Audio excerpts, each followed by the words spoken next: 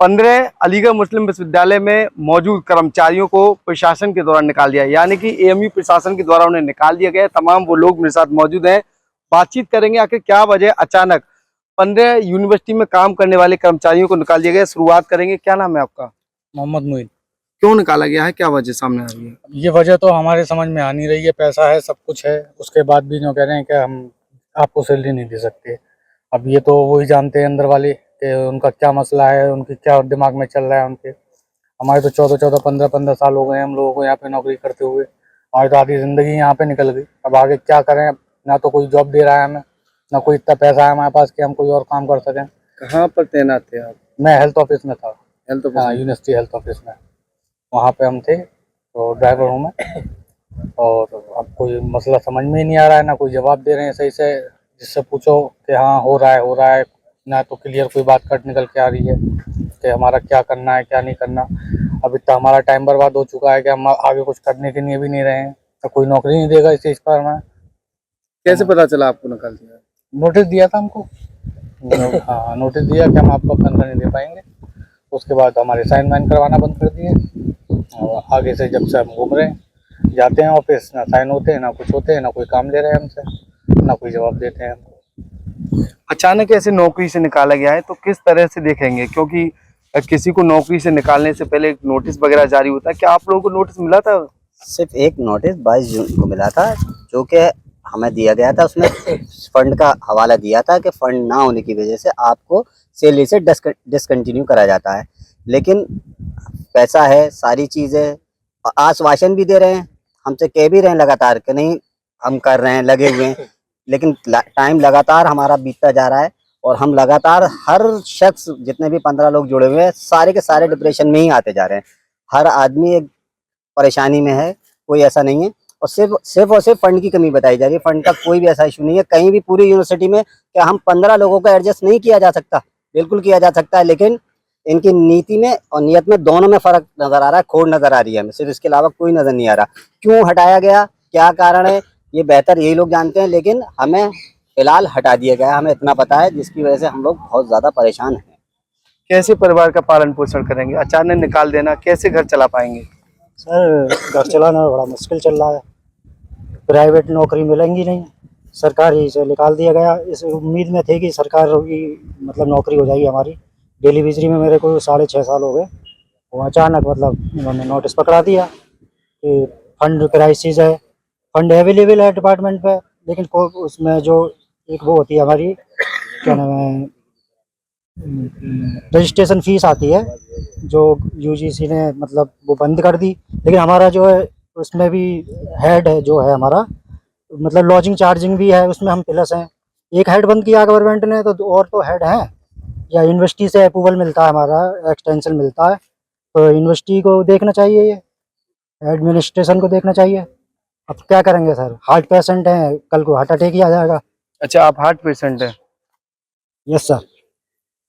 तो क्या होगा बताइए? रोइए मत, रोइए मत। लगातार ये प्रक्रिया कब से चल रही है, क्योंकि ये अचानक ये सामने आया मामला? नहीं, ये प्रक्रिया तो देखिए ऐसा है कि ये 22 जून को जब हमें लेटर दिया गया था, तो उसमें डिसकंटिन्यूएशन का सैलरी का हमारे उसमें वो था कि आपको सैलरी से डिसकंटिन्यू किया जाता है। लेकिन डिसकंटिन्यू सैलरी करने का कोई मतलब ऐसा बड़ा रीज़न नहीं था, क्योंकि जिस तरह से हमारे यहाँ हमारा डिपार्टमेंट फंडिंग पर चलता था, वो फंडिंग आज भी हमारे पास इतनी मौजूद है कि वो 2.5 साल तक हमें सैलरी दे सकते हैं। लेकिन हमें फंड से कोई लेना देना नहीं है। ये एएमयू प्रशासन के ऊपर डिपेंड करता है कि वो हमें कहीं पर भी, ज़रूरी नहीं है कि हमें उसी डिपार्टमेंट में एडजस्ट किया जाए। अगर वहाँ पर फंडिंग है भी या नहीं है, आप हमें एएमयू प्रशासन, चाहे वो रजिस्ट्रार साहब हों, चाहे वो वाइस चांसलर साहब हों, साहिबा हो, कोई भी हो, वो हमें किसी भी डिपार्टमेंट में कहीं पर भी एडजस्ट करने के लिए वो अगर वो एग्री करते हैं, तो वो इसमें कोई इतनी बड़ी बात नहीं है। 15 डेली वेजर जो 14-15 साल से काम कर रहे थे, वो सिर्फ एक इसी उम्मीद पर काम कर रहे थे कि आज नहीं तो कल हम यहाँ पर परमानेंट होकर के अपनी ज़िंदगी को बहुत आसान, अपना फ्यूचर थोड़ा सिक्योर करेंगे। लेकिन अब हमें हमारा कोई फ्यूचर दिख ही नहीं रहा है, क्योंकि अब हमारी एज इतनी ओवर एज हो गई है कि अगर हम कहीं पर भी नौकरी लेने के लिए जाते हैं, तो हमारी सैलरी, ना तो हमें कोई सैलरी इतनी देगा और ना ही हमें कोई, पहली बात तो उस पर ही नहीं रखेगा नौकरी पर, क्योंकि आज हमारे घरों में क्राइसिस शुरू हो गए हैं। वो सिर्फ इसलिए कि भाई अब हमारी सैलरी नहीं मिल रही। हमें जून तक सैलरी मिली थी, जून के बाद हमें अब जुलाई से खत्म हो गई। अब जुलाई के बाद अब हमारे साथ क्राइसिस शुरू हो गए हमारे घर के। अब हम अपने घर के काम या कैसे करेंगे, क्या करेंगे, वो अभी तक कुछ समझ में नहीं आ रहा है। क्या कहेंगे, बीते दिनों पहले भी एएमयू में प्रदर्शन चले, कर्मचारियों ने वीसी कार्यालय के बाहर प्रदर्शन किए, ऐसा क्यों हो रहा है? अब अचानक 15 लोग, लेकिन अगर बात कही जाए तो 9 महीने पहले ही आप लोगों को निकालने की बात सामने आ रही है। नहीं नहीं, 9 महीने हम लोगों का नहीं था। 9 महीने का ये था, ये लोग की जो मेंटेलिटी जो है वो डेली वेजेस को, एम्प्लॉय को जो है आउट ऑफ सोर्स पे लेके जाना चाह रहा है आउट ऑफ सोर्स बोले जी। तो 9 महीने से जो हमारा एजुकेशन चल रहा था, तो अभी तक तो ये एडमिनिस्ट्रेशन ये कह रहा था कि अभी रेगुलर वाइस चांसलर नहीं है, टेम्परेरी वाइस चांसलर है। तो हमारे यहाँ एक ईसी होती है, सुप्रीम बॉडी है एग्जीक्यूटिव काउंसिल की, वो सुप्रीम पावर है यूनिवर्सिटी की। सुप्रीम पावर में आप जब ईसी होती है, ईसी में एजेंडा भी रखा जाता है और सारे इश्यूज भी रखे जाते हैं उसमें। ईसी में होने के बाद उसके मिनट्स भी आ जाते हैं, उसके बाद इम्प्लीमेंट नहीं करते हैं हमारे रजिस्ट्रार साहब हैं, वाइस चांसलर साहब है, बस ये कह देते हैं अभी तक हमारे जो है मतलब रेगुलर वाइस चांसलर नहीं है, टेम्परेरी वाइस चांसलर है। अब रही बात यहाँ पे डेली वेजर 15 डेली वेजर की, तो 15 डेली वेजर का ये था, अगर ये चाहते और ये अगर चाहें तो 15 को यूनिवर्सिटी एडजस्ट करना कोई बड़ी बात नहीं है। आप ये देखिए कि इन लोगों के घर बार कैसे चल रहे हैं, ये कहाँ से कर रहे हैं, क्या कर रहे हैं। 1 महीने से इन लोगों की सैलरी नहीं है, कितना ये लोग मेंटली डिस्टर्ब है। कुछ लोग तो इसमें हार्ट के पेशेंट है। और इस तरीके का वहाँ पे यूजीसी एकेडमिक स्टाफ कॉलेज की डायरेक्टर ने ये कहा था कि हमारे पास नो अवेलेबल फंड। जब अवेलेबल फंड नहीं था तो यहाँ सर्विस से मसला क्या आ गया? आपने लिख दिया डिसकंटिन्यू सर्विस। तो डिसकंटिन्यूस सर्विस का तो समझ में नहीं आ रहा। वहाँ इसी प्रोसेस से वहाँ पे होता ये था, आपने डेली वेजर रखे और उनसे 10 साल 5 साल एक जो है सीनियरिटी लिस्ट चला करती है हमारे यहाँ। उस लिस्ट के अकॉर्डिंग जो है लोग परमानेंट भी होते थे। जैसे ही आप परमानेंट वैकेंसी खाली होती थी तो उसके अकॉर्डिंग जो भी सीनियरिटी लिस्ट में ऊपर अप होता था उसको जो है हम मतलब रेगुलाइज कर देते थे। आपने हमें डिसकंटिन्यू करके आपने तो सर्विस से ही खत्म कर दिया हमारी। और आपको ये नोटिस देने से पहले हमको आप जो है 19 जून को हमको लेटर देते हैं कि नो अवेलेबल फंड, और जुलाई से आपको सैलरी आपको नहीं मिलेगी। तो आपको ये लेटर जो है आपको लगभग 15 दिन या 2 महीने या 3 महीने पहले देना चाहिए था, जो हम लोग एडजस्ट करते हैं या हम कुछ और भी देखते हैं किस तरीके से हमें अपनी फैमिली चलानी है, हमारे बच्चों की फीसेस कैसे जाएगी। लेकिन इन लोगों ने किया 22 तारीख को 19 तारीख को हमारे डायरेक्टर जो यूजीसी एकेडमिक स्टाफ कॉलेज है, उन्होंने लेटर में लिखा था कि नो अवेलेबल फंड। और आपको ये लेटर जो है फाइनेंस से रिलेटेड था, तो पहले आप फाइनेंस ऑफिसर को या फाइनेंस से रिलेटेड इसकी रिपोर्ट ले लेती।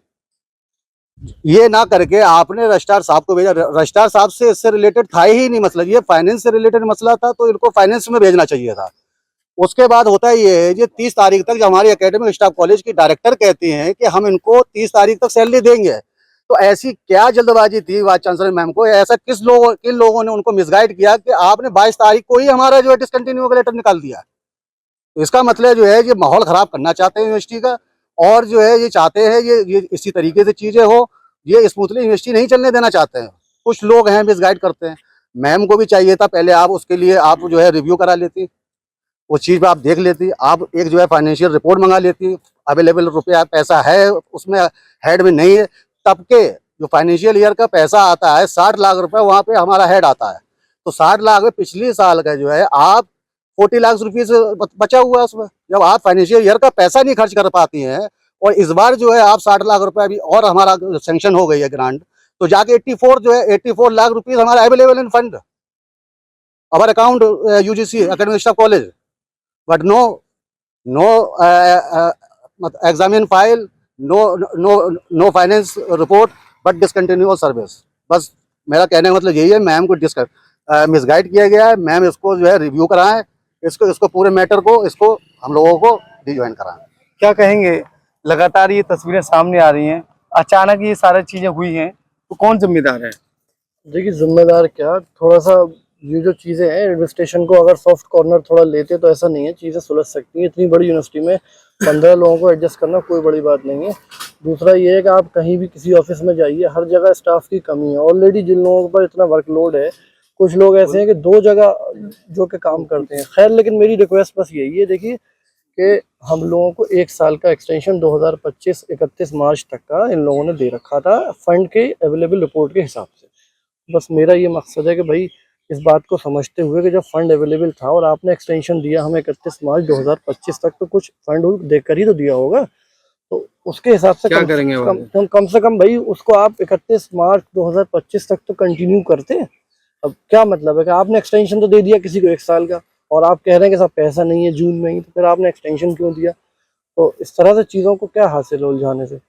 क्या करेंगे अब कर्मचारियों का, क्या प्लान है आगे का? क्योंकि क्या करेंगे, मजबूर हैं अब, तो जो भी पॉसिबल होगा भाई, अब क्या कर सकते हैं। जो कोशिश है अपनी इसको सुधारने की, रिक्वेस्ट ही कर सकते हैं। देखिए अभी तो रिक्वेस्ट कर रहे हैं, तो अब रिक्वेस्ट है, कर लें सही तो अच्छा है, नहीं तो मजबूर है, कुछ ना कुछ करेंगे। क्या करें, क्या करेंगे? अब बता, अब देखिए जो ये देखेंगे, धरना वरना लगाएंगे, करेंगे कुछ ना कुछ करेंगे, मजबूर है। जी बिल्कुल, तमाम जो कर्मचारी हैं उनके द्वारा साफ तौर पर कहा गया है लंबे समय से वो यहाँ पर यूनिवर्सिटी में कार्यरत हैं, लेकिन अचानक उन्हें लेटर देने के बाद नौकरी से निकाल दिया गया है। फिलहाल एएमयू प्रशासन क्या कुछ कहेगा ये तो आने वाला वक्त बताएगा, लेकिन और लोग मेरे साथ अलीगढ़ मुस्लिम विश्वविद्यालय के छात्र नेता हैं, वरिष्ठ, उनसे बातचीत करेंगे। क्या लग रहा है जो निकाला गया है इन लोगों को? ये वो है ना कि एक ही उल्लू काफी है बर्बाद गुलिस्तां करने को। जहाँ शाख वो उल्लू बैठा हो अंजाम गुलिस्तां क्या होगा। यूनिवर्सिटी के बर्बादी के हालात पैदा किए गए। एक इंसान अगर बेवकूफ़ हो तो समझ में आता है ये सबके सब इस तरह के फैसले ले रहे हैं, जिससे कि मुझे लगता है कि अब यूनिवर्सिटी के हालात वो हो गए कि जब एक बड़ा इनकलाब होना बहुत ज़रूरी है। अब 12-12, 15-15 लोगों को निकाल देते हैं।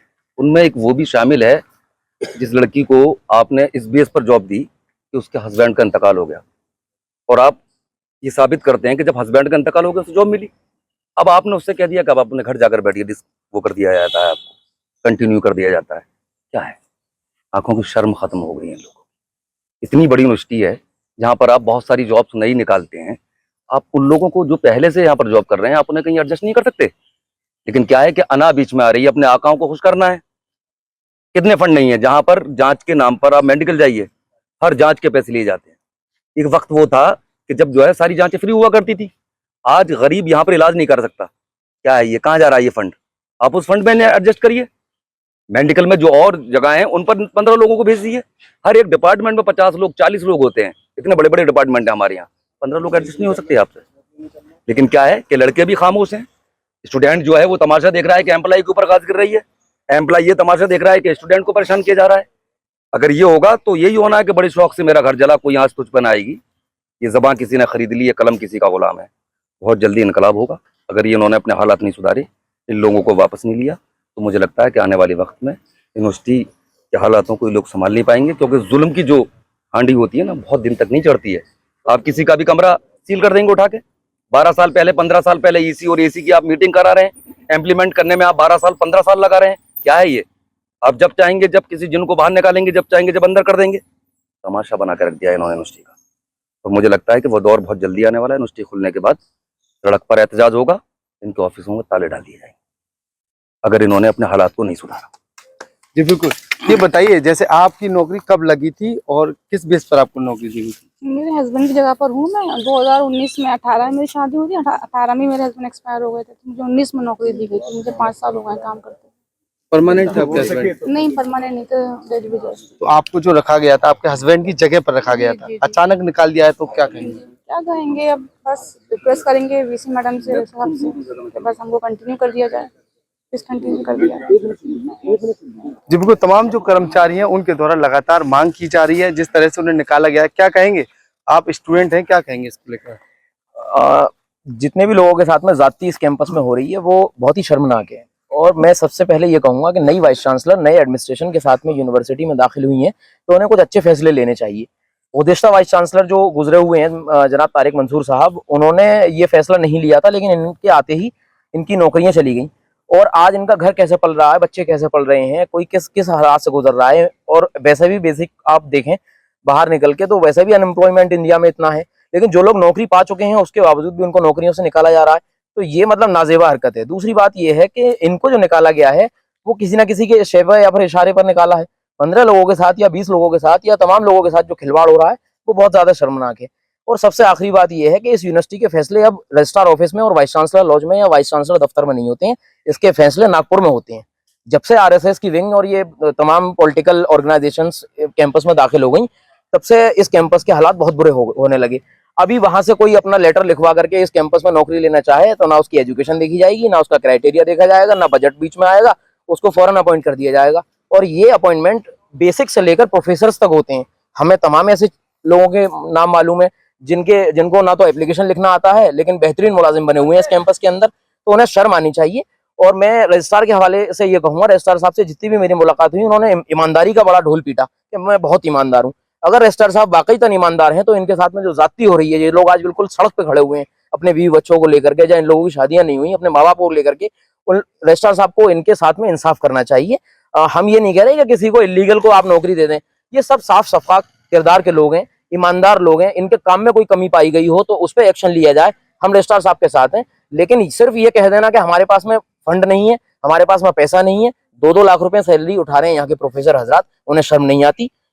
तमाम 4th क्लास के जो यहाँ के एम्प्लॉइज हैं उनके घर की नौकर टाइप बने रहते हैं, उनसे सिर्फ इसीलिए उनके काम करते हैं, पर्सनल काम उनके करते हैं, कोई प्रेस करा के ला रहा है, कोई सब्जियां लेकर के आ रहा है, कोई बच्चों को स्कूल से लेकर के आ रहा है, क्या हमें इन चीजों को नहीं देखते हैं?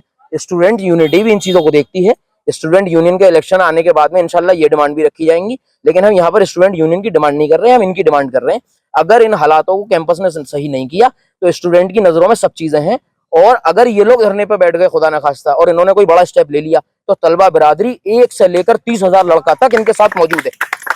एडमिनिस्ट्रेशन इन 15 को सिर्फ 15 न समझे, ये 15,000 की ताकत रखते हैं, और अगर इनके धरने से भी छेड़छाड़ करने की कोशिश की गई तो भी सड़कों पर आंदोलन होगा। वाइस चांसलर के खिलाफ भी जब हम लोग धरना प्रदर्शन जंतर मंतर तक कर सकते हैं तो ये अपने पेट के लिए संसद भवन तक जा सकते हैं।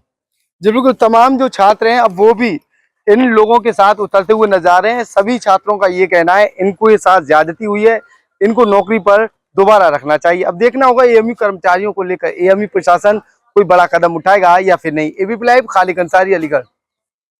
तो 15 लोगों को निकालने की बात आ रही है, नोटिस वगैरह दिए गए, क्या कहेंगे?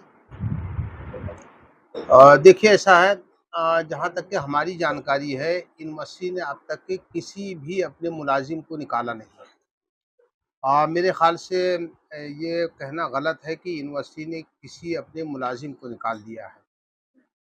जहाँ तक कि आप 15 लोगों की बात कर रहे हैं उनका मामला बिल्कुल अलग है, और अलग ये है कि जो हमारी जानकारी है, हमारी जानकारी के हिसाब से ये 15 लोग एचआरडी सेंटर पर वहाँ के ही जो फाइनेंशियल रिसोर्सेज थे उससे उनको रखा गया था। यानी वो वहीं पर वहाँ जो पैसा जनरेट होता था उसी पैसे से इन 15 लोगों को जैसे जैसे ज़रूरत पड़ती गई वैसे रखते गए। अब जो जानकारी आ रही है उसमें ये है कि वहाँ की जो इनकम है वो जनरेट होना बंद हो गई है। उसकी वजह ये है कि अब सारी चीज़ें ऑनलाइन हो गई। अब जब वहाँ इनकम जनरेट होना बंद हो गया तो इनको जो है पेमेंट करना भी मुश्किल होने लगा। इसलिए वहाँ पर ये कहा गया कि चूँकि अब हमारे पास इनकम जनरेट नहीं हो रही है, लिहाजा हमें आपको जो वेजेज हैं वो पे करने के लिए सफिशिएंट पैसा हमारे पास आगे आने वाले दिनों में नहीं होगा। लिहाजा उनसे ये कहा गया कि आप अपना इंतज़ाम कर लीजिए या अपना कोई और दूसरा काम ढूँढ लीजिए। तो यहाँ इसमें निकालने की बात नहीं है, बात यह है कि डेली वेजर की हैसियत से वहाँ के रिसोर्सेज पे उनको रखा गया। अब वहाँ के रिसोर्सेज ख़त्म हो गए तो अब यूनिवर्सिटी उनको कहाँ से पेमेंट करे? ये बताया जा रहा है 80 लाख रुपए का फंड आया था जिसमें 40 लाख रुपए अब तक बढ़ चुके हैं लोगों को, लेकिन 40 लाख रुपए अभी बकाया फंड उनके पास है लेकिन फिर भी निकाला गया, ऐसा कर्मचारियों का कहना है। देखिए हमारे पास निकालने की कोई नोटिस नहीं है कि उन्होंने किसी को निकाल दिया है। लेकिन जैसे आप कह रहे हैं अगर हम इसी को सही मान लें तो जो फंड होगा, अब मुझे मालूम नहीं कि वो 40 लाख रुपया जो आप बता रहे हैं जो कर्मचारी बता रहे हैं, आप मुझे इसके बारे ये तो वो बता सकते हैं। हम वहाँ की जो डायरेक्टर है मैडम फायजा या फाइनेंस ऑफिस से इसका पता चल सकता है कि वो 40 लाख रुपया किस फंड किस मद के लिए जमा है। ऐसा नहीं है कि यूनिवर्सिटी के अंदर डिफरेंट हेड्स होते हैं और उसका मकसद और पर्पस भी अलग अलग होता है। तो अब ये तो वहाँ से पता चलेगा कि जो आप जैसा कि बताया मुलाजिम बता रहे हैं वो जो 40 लाख है या 4 लाख है जितना भी है वो क्या उनके पेमेंट के लिए है या किसी और मकसद के लिए है, इसकी जानकारी मुझे नहीं, इसलिए मैं इस पर कोई बात नहीं कह सकता हूँ। लेकिन जो हमारी सरेदस्त जो हमें जानकारी है उसमें यही है कि वहाँ की इनकम आना बंद हो गई इसलिए जो है इनसे कहा गया महिला कि कर्मचारी को उनके पति की जगह पर रखा गया था। उनके पति एक्सपायर हो गए थे, उनकी जगह पर महिला कर्मचारी को रखा गया था, उन्हें भी अब निकाल दिया गया है। देखिए ऐसा है कि हो सकता है, मैं आपकी बात को बिल्कुल रिजेक्ट नहीं कर रहा हूँ, ऐसा हो सकता है। उसकी वजह ये है कि जैसे मिसाल के तौर पे हमारा साइकिल स्टैंड चल रहा है। अब साइकिल स्टैंड प्योरली प्राइवेट है। उस पे अगर मान लीजिए किसी का आदमी काम कर रहा है और अगर कल उसके साथ कोई हादसा हो जाए तो ये होता है कि भाई उसका परिवार चलता रहे, तो उसके परिवार का कोई भी मेंबर होगा उसको रख ले। इट डजंट मीन कि उसका कोई क्लेम बन गया यूनिवर्सिटी के रिसोर्सेज पे। वो एक उस परिवार की जीविका चलती रहे, उसको करने के लिए हम पूरी कोशिश करते हैं कि किसी का के परिवार को दुख ना हो। लेकिन हमारी भी लिमिट है, यानी यूनिवर्सिटी की भी एक अपनी लिमिटेशंस है। उस लिमिट से हम बाहर नहीं जा सकते, यानी यूनिवर्सिटी बाहर नहीं, जो हमारी जानकारी है। आगे बाकी जो चीज़ें हैं वो वहाँ के डायरेक्टर साहिबा और फाइनेंस ऑफिस से पता चलेगा कि किसको रखा गया। मुझे ये भी नहीं मालूम था कि ये कब रखे गए, कैसे रखे गए, क्यों रखे गए। ये जानकारी आप लोगों के ज़रिए से कुछ मुलाजिम भी आए थे मिलने के लिए, उन्होंने हमको जो बताया तो उसकी बुनियाद पे ये सारी हम बात बता रहे हैं। लेकिन अगर जब कभी इसमें कोई मीटिंग होगी, कोई कमेटी बनेगी, कैसे ये रखे गए, क्यों रखे गए और अब उनको क्यों निकाला जा रहा है, तो मैं समझता हूँ कि सारी चीज़ें सामने आ जाएँगी।